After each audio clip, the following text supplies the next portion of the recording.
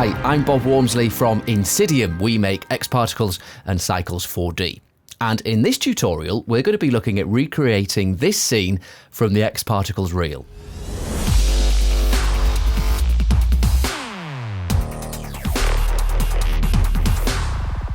So we're going to be building this procedural growth system in xparticles. We're also going to be using an xpExplosiaFX sim to advect those nice dust particles. And I'm going to show you how to burn in some really useful color data into our cache, which we'll then be able to use at render time. So let's not waste any more time. Let's get started. Let's start then by going to our xparticles menu, and we'll bring in an XP system. I'm just going to delete the default emitter that's created. So what we need to go to generators, and under the generators menu, we have got Cellular Automata or Cell Auto. So let's click on that. And this brings in our Cell Auto grid. So what we need to do is Cell Auto needs an emitter, and you can actually get the generator to create that emitter for you by hitting this button here. So let's just add the emitter. And now if we press play, we're getting particles. I'm just going to change the display of those so they're a bit more clear. So I'll change it to circles. And there we go. So we have our pattern that has been developed by the Cell Auto. Now, there's a really good description of exactly how the Cell Auto works and what it's doing in the help manual for xparticles. So to have a look at it, just go to any object, and there's a little question mark at the bottom of that object. If you click on that, it opens the manual, and here is loads of geeky detail about exactly what is going on under the hood when you're using the Cell Auto and what all the different modes do and how you manipulate it. So it is fantastic reading. If you're into it, it explains it much better than I can. So if you want to know what's going on, you go there. But we're going to use Cell Auto in the default setting, which is diffuse and limited aggregation. And that gives us this kind of growth system based on this grid. So what we need to do is a couple of things. At the moment, it's growing out from the center. So let's just, we'll reduce this resolution size, which will actually make it start to develop much more slowly. There we go. And we want it to be coming from the bottom. So let's pick bottom center for the seed generation value. And there we go. So we've got this kind of growth system coming up from the bottom. It's only happening over 90 frames at the moment because that's what's set here. So let's just change that to 150. So it'll carry on for longer. Very nice. And obviously we don't have any depth to this grid yet. It's quite two-dimensional. So let's just reduce the X value of the grid, and we'll increase the Z value of the grid. And let's just start that again. So now we're getting a three-dimensional growth system, which is looking better. All right. We can even put that up to 200 frames. That's looking nice. So what we can do to speed things up a little, we can have more walkers per frame, and we can reduce, if it gets too quick, we can reduce the walker steps. And for what we want to do, this will probably be okay. So you can see we've got this really nice growth system, which is starting right from the bottom, growing up, and it's quite organic, but it's a little bit jittery at the moment. And what's great about this actually is that we can do a different random seed and you'll get a completely different growth system. Prefer the earlier one. Let's start it again.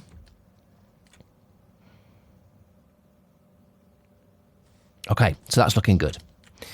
So what we're going to do is, how we're going to turn this into something that we can render and make look like coral is we're going to mesh these particles. And to do that, we're going to use the brand new mesh tool in the latest xparticles, which is the OpenVDB mesher.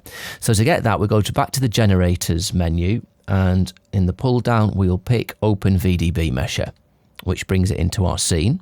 Not that many settings on the mesher, but what we do need is to put the source, what we want to mesh. So that is going to be our emitter. So let's drag that into there. And by default, we get this huge blobby mess. And that's because for every particle that this emitter is emitting, it's creating a meshed object 10 centimeters in radius, which is way too big. So let's just take that down to 2. and we'll decrease the voxel size, which will give us more polygons in the mesh, more detail. And let's just press play and see how that looks. Okay, so it's kind of building on now. It's close to the kind of look that we're after, but it doesn't quite look right yet, does it? I think we could perhaps go to the emitter, and let's just reduce the scale of the particle down to 2 centimeters and see how that's going to look. And that's kind of working. I mean, we're getting a growth system. It's a bit jittery. It's not very smooth, but we have the start of what we want. All right. So how do we make this look more smooth? Well, at the moment, the mesh is kind of jitterily clicking on. And that is because as the particles are created, the mesh is being created, and the particles are just appearing at this radius value. Whereas if we got them to scale up from nothing, that mesh is going to start being created more smoothly as well. So let's do that. So to scale up these particles, so they start with 0 radius and scale up to 2, we need to use a modifier. So we'll go to the modifiers in the system, and we'll go to the control modifier submenu, and in here there will be a scale modifier. Okay, so we'll bring that in. And if I press play, let's just see what happens automatically. So the particles are born, and then they're getting bigger and bigger and bigger and bigger. So let's have a look at why that's happening. We'll go into the scale modifier and in the object tab, and the parameter to change is the particle radius. That's correct, that's what we want. But the operation is set to change value over time. And what it's doing is it's increasing the radius of the particle by 0.2 centimeters every second. And that's not what we want. Interesting effect, but it's not what we want. So let's change this to set value.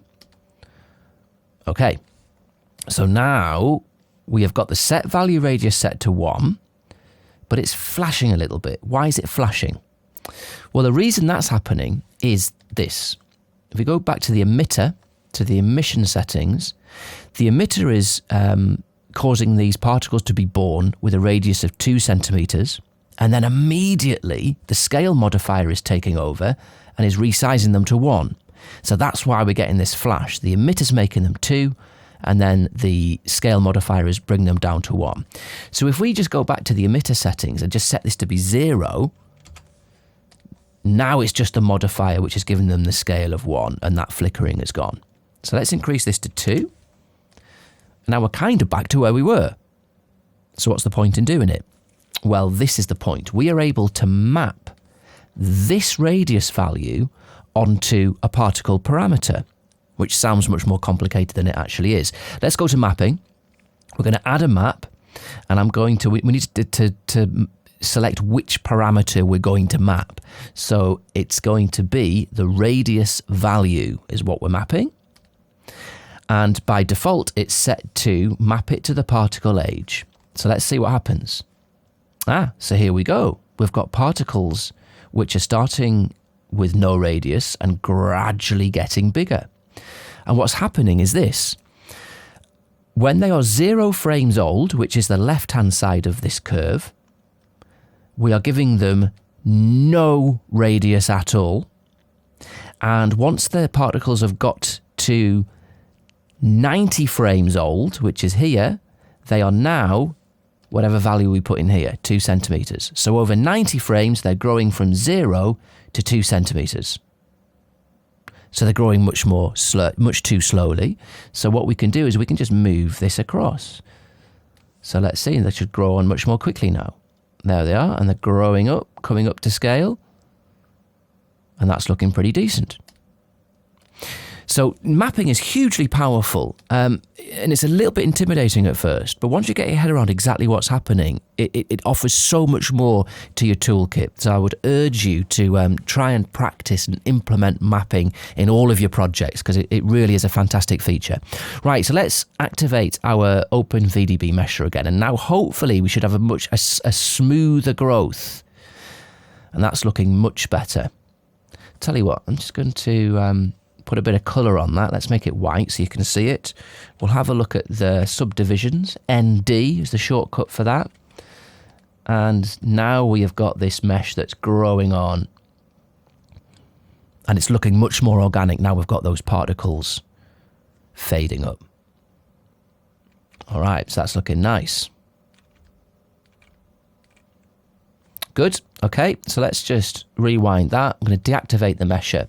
So the final thing I want to do with these particles is I want to change the color of them. And at the moment, the color isn't doing anything. I mean, it's the mesher that we're going to render. But when we render this with Cycles 4D, we are able to access particle color to help us with various different effects. And one of the effects that we're going to be using in this project requires us to have particles which are changing color. So what we want them to do is we want the particles to be born white, and then as they get older, we want them to fade to black. And this information is what we're going to use in Cycles to get that kind of gross, glowing blue streakiness as the coral makes its way upwards. So to do it, it's really simple. We're going to go to the emitter and we're going to go to the display tab. And at the moment, it's set to just render to be created as a single color, this green color. So we're going to change that and we're going to go to gradient parameter. And that gives us a gradient which we can adjust, and it also gives us a parameter which we can apply the colors to. So what I want is I want the particles to be born white, and then as they get older, I want them to become black. And I'm going to apply this gradient to the age of the particle. So young particles will be white, older particles will be black. Let's see what happens. So they're born white, and they're gradually becoming black as they get older. All right, but we want this to happen much more quickly. So let's just crush this, and it should start getting black much more quickly now. And that's looking good. And you can see the effect we're going for. It's starting to become more obvious now. As the coral grows, it'll glow blue, and then it'll leave behind it a hardened coral material. So that's looking nice. I'm going to leave that at that for the time being. I think that'll do us. Okay, looking good. So before we move on, let's cache this now. So when it comes to render time, everything's going to work much more quickly. So to cache, what we're going to need to do is go to Other Objects. And in the Other Objects pull-down menu, I'm going to select a cache object. Let's just switch on the OpenVDB Mesher. Right, so everything's going to cache by default. I'm going to cache it to an internal memory, so it'll be contained within the Cinema 4D file. And I'm going to make sure that compress cache on build is ticked, and then we'll click and build cache. And this is going to go through this pretty quickly. It's not a heavy scene. There's not a massive amount of particles. And so it's caching the emitter, so all of those particles, the size data, the color data, the position data. And it's also caching the OpenVDB Mesher. So all of those polygon points will be cached, which means that we'll get really smooth playback in the viewport. And when Cycles 4D is coming to render the scene, that will work much more quickly as well. Right, so we're coming right to the end now, up to 300 frames. And once this is finished, we'll be able to scrub through. Okay, so the cache tags turn red, which means we've recorded a cache, as does the cache object. And if I scrub through this, now we've got our particles and our mesher, and we can scrub backwards and forwards and get really nice, quick playback. And there we go. So we have our procedural coral growth system, and this is ready for the next stage. So let's just minimize that system. And now what we're going to do is we're going to prepare our xpExplosiaFX, which is going to help us advect particles, which will be our scene floaties, which will give that really nice kind of submerged water feel to the scene. So let's bring in a brand new xParticle system just for the xpExplosiaFX setup and the advected particles. This will help us keep organized. So we'll hit System, and let's just rename the ones that we have got. So this is our first system, which we'll call System Cell Auto. And in the object, I'm just going to disable the icon in viewport just so we haven't got as much busyness going on. So in our new system, I'm going to rename it system and let's call it EFX. And in the object tab, again, I'll disable the icon in the viewport and I'll change the color so we can differentiate between the two. All right, good. So here's our new system. So we need to bring in an xpReel domain, which we're going to simulate an explosion. We won't be rendering the explosion, but we're going to use that explosion information to advect particles, which will make them move around in a really nice, flowing, organic way. And these particles are going to be our dust particles or our floaties. So to do that, let's go to the Dynamics tab, and we need to bring in an xpReel object, which is this one here. And we bring it into the scene, and there we've got our domain. Now this needs to be an awful lot bigger than the area surrounding our coral, so these particles have got enough room to float around the place. And the more room they have, the more we can kind of apply shallow depth of field, and they're going to look really nice in the render. So let's make it taller, and let's make it come down a bit as well. So now this is quite a big domain, and you can see this voxel grid at the back, which represents the voxel size. It's very tight. It's a very small grid, which means this is hugely detailed. And when you're advecting particles, you don't need a really high resolution explosion simulation because you're not rendering it. So we can, in the solver, increase this voxel size by a lot. Let's put it like right up to 10. And this will probably be okay. And it means it'll simulate very quickly, but it'll also be enough to give us nice movement to the particles. Right, so what we need to do is we need an object to bring into our scene, which is going to emit the smoke and the fire. And you can use any object, you can use particles for this, but what works well for this scene is a cylinder. So let's just bring in a cylinder into the scene. And I'm going to make the cylinder slightly less big. That'll do, about like that. And I want to bring the cylinder down towards where the mesh is originally created, which is down here. So let's move it down. It wants to be slightly underneath for this to work. Okay, and let's just move that on a bit. So the cylinder wants to be perhaps slightly smaller radius than the object itself, and that kind of thing will work. I mean, there's a bit of pushing and pulling going on later on to get these settings right, but as a guesstimate, this is kind of where we want to be. Right. So that's going to emit our smoke and fire. So we need to tell xpReel that our cylinder is going to be emitting the fuel. So we do that with a tag. So let's have the cylinder highlighted, and we'll go to tags, xparticles tags, library, xpReel tags, and an xpReel source. And here is our tag on our object. So now if I press play, we have an explosion of sorts. We have this fluid moving. Okay. So we want this to push out from the normals of this cylinder and create a really powerful explosion. At the moment, it's just kind of plopping out and then going upwards. That's not what we want. We want it to blast out like an explosion. So to do that, we'll go into the tag, and we can use this pressure gauge here. And don't think you can only stop at 100. We could put this, let's just start with 1,000 to really push out this fluid. Let's see what's going to happen. There we go. There's much more of an explosion happening. But it's continuing to emit this fuel. We just want an initial blast, and then there'd be no more smoke and fire. So to do that, we can keyframe these parameters in the tag. So at frame 0, let's keyframe all of those. And then at frame, I don't know, let's just say frame 16, let's put them down to nothing. And let's have a go. So now we should get an initial blast, and then it blows up and peters out. Okay, good, so we're getting there. So now let's set up our particles. So we want our particles to advect from the bottom of this domain. So let's just hide the cylinder.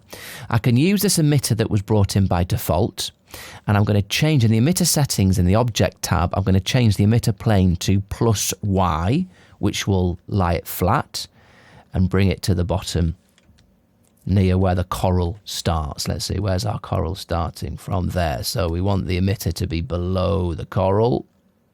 Let's just say there. Okay, and the emitter wants to be a lot bigger. That's it. So we increase the size. And we want this emitter to just emit a kind of finite amount of particles. So we'll set it to shot mode on frame 1. So now it'll only emit 1,000 particles on frame 1 and no more, which is what we want. And we don't need any speed because we're going to get the explosion to move the particles. We don't want to give it any initial speed. So now if I hit play, they just are born and they stay there and they're not moving. Okay, we're getting there. So a little bit later on when we're rendering this, we want to have some of these particles to be more prominent in the scene than others. We want some variation over their colour. So what we're going to do is we're going to give it some varied colouring at this point, and then we can use that information later on in Cycles 4D. So instead of giving all of the particles this single colour of green, I'm going to give it a random colour from a gradient. So by default, if I hit play, some of the particles are blue, some are white, and some are given random values along this gradient. So I don't want it to be blue, I want this to be black. This is going to help in Cycles. And let's just set, so it's a black to white gradient. We're going to set it to squares so we can see them. Right, so now we have randomly coloured particles from black to white being emitted and they're standing still. Excellent. So now we need to tell these particles, you need to be pushed around by this big explosion. How do we do that? Well, we go to the xpExplosiaFX object and there is an advection tab. So we go there, we click advect particles, and we can pass on all of this different data to the particles. We can pass on the smoke information, the burn, the temperature values, but we don't need any of that in this simulation. It's a load of wasted data. All we need is the velocity, which will tell them how to move around. So let's just zero out all the other stuff. Okay. I'm going to hide my explosion object, so we're not going to see the explosion, and let's see what happens. And now the particles are being pulled up by that explosion. So it's kind of working, but it's not right yet. They're not moving enough in the correct shape. So I'm just going to disable the cell auto domain for now, just so we can concentrate on these particles. So what do we need to do to make this look better? Well, for a start, I think we can have this explosion push out even more. And to do that, we can up this pressure amount. So it was 1,000. Let's try 8,000. Let's see if we get more of an explosion. All right, so that's coming out and that's lifting them. So you can see I've got this secondary lift now of particles, which is looking really organic. That's looking good. I think the smoke is rising too quickly. It's being emitted and then firing up straight away. Look how quickly it's going up. So let's damp that down. And we'll do that by going to the xpExplosiaFX object, simulation tab. And what we're going to do is we're going to reduce gravity, which seems a bit counterintuitive. But in Xplosia, this gravity setting is kind of an overall control for all of these buoyancy settings. So if I reduce this gravity, it means that all of these three are going to have less effect. And this is going to mean that this is not going to rise as quickly. Let's have a look. All right, it's rising more slowly now. Okay, very nice. But we're not quite getting enough uplift. We're getting a bit. So I think we could probably risk increasing the width of our cylinder, which is our emitter object. And I think it's going to involve more particles. And now we've got this nice upward movement in a very organic way. Let's try that again. So here we are. From this point, we've got really nice moving particles which are moving upwards in a really nice way, which should follow the mesh as it builds up. Let's have a look. So now the mesh is building and we've got these nice uplift of floaty particles, which when we have some nice shallow depth of field are going to look fantastic. Okay, and that'll do. And obviously you can spend a lot longer setting up your XpExplosiaFX simulation, playing with the different settings to get exactly the type of particle advection that you want. But as you can see, very quickly we can get organic moving floaties, dust particles using this setup. So it works very well indeed. Okay. So finally, before we move on to the rendering stage here, let's just bring in, we'll create a very, very simple camera move, which will add just a little bit more interest to the scene when we do our final render. And basically what we're going to do is, let me just disable that. What we're going to do is we will be much tighter in on our mesh, and I think we'll be at a lower down angle, something like this, looking up as it grows upwards. And I think we might have a camera move that kind of follows it up like this as it's animating. So we'll set that up very quickly and easy using a couple of null objects, and then we'll be ready to render. So let's bring a camera into the scene, and this is going to be our camera. And what I'm going to do is I'm going to bring in let's just dolly out a bit. So here's our camera at the angle which we'd like to start, and I'm going to bring in a null object which comes into the center of the scene, and this is what I'm going to use to control the camera, not the camera coordinates. So let's call this null object, I don't know, cam controller, Mr. Nan, controller, double L. Right, and we'll make the camera a child of the null. So now what we're able to do is I can move the null up and down and it moves the camera, okay, which is quite useful. So it means that we could look through the camera, and if I make sure I've got my move tool selected and I disable X and Z, now if I drag this I can only move that on the y-axis, which is pretty cool. Okay, so let's hit a keyframe on the camera controller null, and we'll keyframe the Y coordinate, and then we'll move our simulation up to the point where it stops. That's just come out of my camera. And we should drag through to the point where it stops. So it stops growing at about there. So we want the camera to be coming to a stop here. Okay, so on frame 242, so let's go back inside the camera. And I'll move it up to about there and hit another keyframe. And now let's see what we've got. So it's moving, following it up, and it comes to a stop. So that looks quite good. I think I could perhaps delay the start of that move a little. So I'm just going to go to my timeline. You can find your timeline from this window menu. So here are my keyframes for my cam controller. And that first one, let's just move it up so it starts on, say, frame 5, just to delay the start a little. Yeah, that looks nice. Good. So what I'm also going to do is I'm going to add a little bit of rotation, and it'll be, yeah, this one. Okay, so let's just zero that back out to 0. And on this frame, where did we start? We started on frame 5. So let's put a keyframe here and a keyframe on the final one, and let's just move it around a bit. Which way? That's a nicer look. So like this.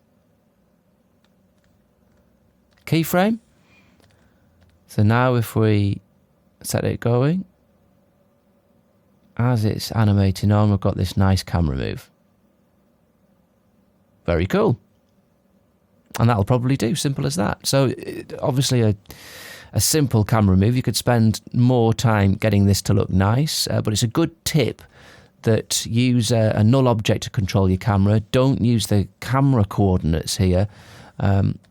Otherwise, you can fall into difficulty later down the line if you want to make minor or even major adjustments. So that's looking quite nice. So let's switch back on our XpExplosiaFX scene. And now we can see that we've got these nice floaties floating up with the movement of our growth. The mesh is developing. And then we've got the ease out to end. So in part 2, we'll take this scene and we're going to render it using Cycles 4D. And we'll be using all of this particle data that we've already put in these particles to help us create the effects that we want. Don't forget, if you want more xParticles and Cycles 4D tutorials, please subscribe to the INSYDIUM YouTube page. This means you'll get the brand new content as soon as it's released. In part 2 of this tutorial, we're going to take this scene and we'll move into Cycles 4D to set up some stunning renders. So until next time, I'll see you later.